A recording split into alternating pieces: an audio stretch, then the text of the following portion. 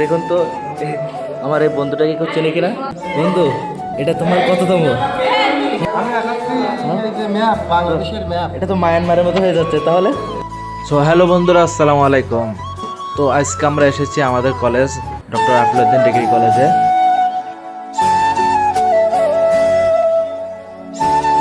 জুলাইয়ের যে আপনারা জানেন আমাদের দেশে যে একটা ঘটনা ঘটে গেছে তারই কিন্তু স্মৃতি হিসাবে এগুলো লিখে রাখা হয়েছে।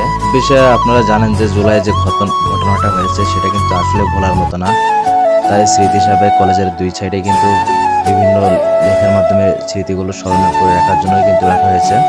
কেননা জুলাই কিন্তু আমাদের ভাইদের যে তাজা রক্তগুলো ঝরেছে, যা একটা কলঙ্কময় সাল হিসাবে 2024 গেছে, সেটাই কিন্তু স্মৃতি হিসাবে রাখা হয়েছে। তো আজকে আমরা মূলত এসেছি, আমরা ডিগ্রির তৃতীয় বর্ষের অনেকদিন আগেই কিন্তু পরীক্ষা হয়ে গেছে, বাট প্র্যাকটিক্যাল পরীক্ষাটা রয়ে গেছে।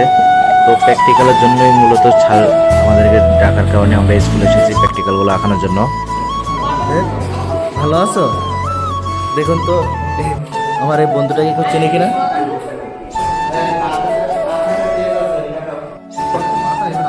এই নিয়ে কয়টা হলো তোমার? কেন কেন তুমি তো অস্কার আমার মাথা কেন ঠিক আছে? কেমন লাগছে? ভালো? তুমি নাকি চিত্র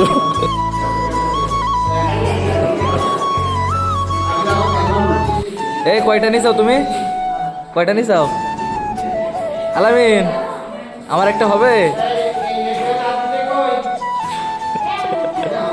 অ্যাকশন।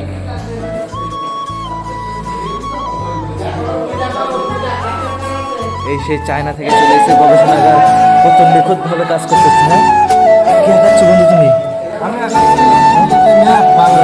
এটা তো মায়ানমারের মতো হয়ে যাচ্ছে তাহলে। এটা কি তোমার আবিষ্কার করা ম্যাপ নাকি? তুমি কি আঁকাচ্ছ? বাংলাদেশকে মায়ানমারের মধ্যে দিয়ে দেবা?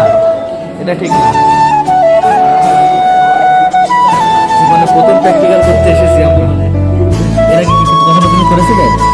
হ্যাঁ, আমি স্কুলে কোন ক্লাসে থাকতে? 9-এ থাকতে আমার বাংলাদেশের ম্যাপে ফার্স্ট হয়েছিল। আর তুমি? আর ওর সাথে হাতে কলমে প্র্যাকটিক্যাল করেছি, কিন্তু এখানে কোনো বইয়ের সাথে আমাদের এই বন্ধু কিন্তু বইয়ের সাথে হাতে কলমে প্র্যাকটিক্যাল করেছে ফার্স্ট টাইম। ঠিক আছে? না, আমি ফার্স্ট হয়েছিলাম। আমার ইয়ে দিছিল, ওয়াস্কার দিছিল। কিসে? এই যে আখানের সময়। তুমি এর আগে পরে করেছিলে প্র্যাকটিক্যাল? হ্যাঁ, খুব সুন্দর ভাবে লিখেছে যে, কত সুন্দর। বন্ধু,